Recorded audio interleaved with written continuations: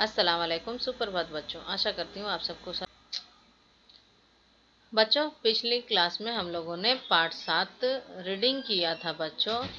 पाठ का नाम था दादाजी और झंडा। बच्चों हम लोगों ने इसमें सीखा कि इस पाठ को पढ़ा और पाठ को पढ़ने के बाद हम सबको इस पाठ से शिक्षा क्या मिलती है बच्चों। इस पाठ से हम लोगों को शिक्षा यही मिलती है कि देश के लिए झंडे का महत्व बतलाना, इसका सम्मान करना तथा दूसरों को भी इसका महत्व बताना। इन सारी चीज़ों को पढ़ने के बाद हम लोगों को यही शिक्षा मिलती है। जिस तरह बच्चों राष्ट्रीय पशु पक्षियों के साथ साथ अन्य पशु पक्षियों तथा राष्ट्रीय संपत्ति की रक्षा करना बताया गया, उसी तरह हमें अपने देश के झंडे का भी रक्षा करना चाहिए। बच्चों आप सब इस पाठ में पढ़े होंगे तो यह बात आपको समझ में आई होगी कि किस तरह उसके दादाजी अपने जो पोते पोती हैं उनको यह बात समझा रहे हैं। बच्चों मैं एक चीज़ आपको यहाँ पे यह बतलाना चाहूँगी कि जैसा कि आपने पढ़ा कि पुराने समय में यूरोप के शासक झंडों को अपनी शान और शक्ति का प्रतीक मानते थे, यह बात आज भी 100% सच है। प्रत्येक स्वतंत्र देश अपने झंडे को अपनी आन बान शान का प्रतीक मानता है।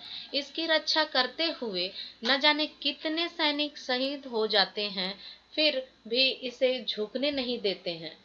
आपको भी अपने तिरंगे का सम्मान करना चाहिए और उसे खेल खेल में भी फाड़ना बिल्कुल नहीं चाहिए।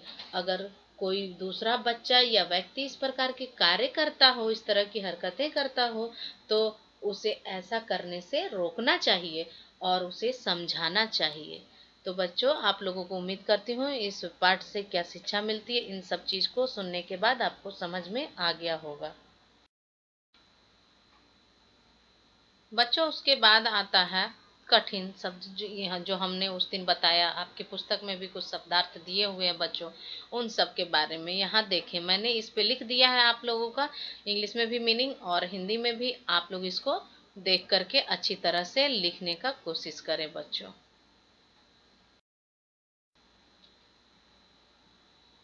उसी तरह इसमें पर्यायवाची शब्द है बच्चों और विलोम शब्द भी है। जैसे इसमें मैं एक बार रीडिंग करके आपको दिखा देती हूँ कि कैसे किसका उच्चारण होता है। बच्चों शब्दार्थ में मैंने आपको उस दिन बता दिया था, इसलिए मैंने उसमें नहीं बोला। यहाँ देखें झंडा, झंडा का पर्यायवाची यानी सिनोनिम्स होता है बच्चों पताका, ध्वज। दल का होता है समूह, वर्ग, टोली। विश्व, विश्व का होता है जगत, दुनिया, संसार। युद्ध का रण, संग्राम। उपयोग का होगा प्रयोग, इस्तेमाल। अब आते हैं हम लोग विलोम शब्द यानी अपोजिट वर्ड में। उपयोग का अनुपयोग होगा, शासक का शासित होगा, पराजय विजय होगा, युद्ध का शांति होगा, शुरुआत का अंत होगा, सफेद का काला होगा बच्चों।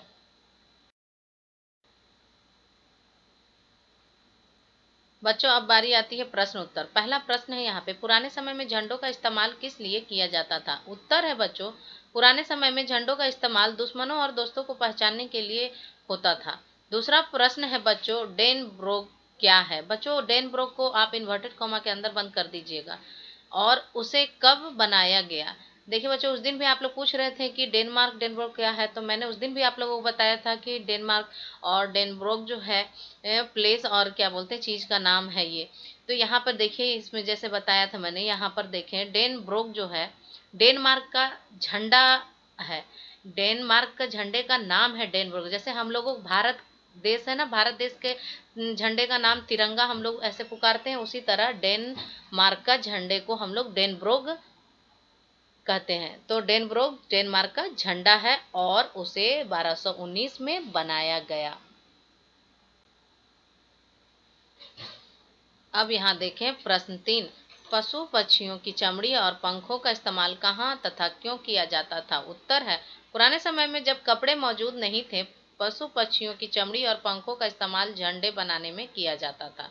प्रश्न 4, सबसे पहले कपड़े का झंडा किसने कब बनाया। उत्तर होगा सबसे पहले कपड़े का झंडा चीनियों ने 1100 ईस्वी पूर्व में बनाया। आशा करती हूँ आपको यह पाठ अच्छी तरह समझ में आया होगा बच्चों। आप लोग अपनी कॉपी पे ये शब्दार्थ वगैरह जो है, पारिभाषिक शब्द जो है, विलोम और प्रश्न उत्तर अपनी कॉपी पे साफ साफ लिखें। फिर मिलती हूँ अगली क्लास में। धन्यवाद।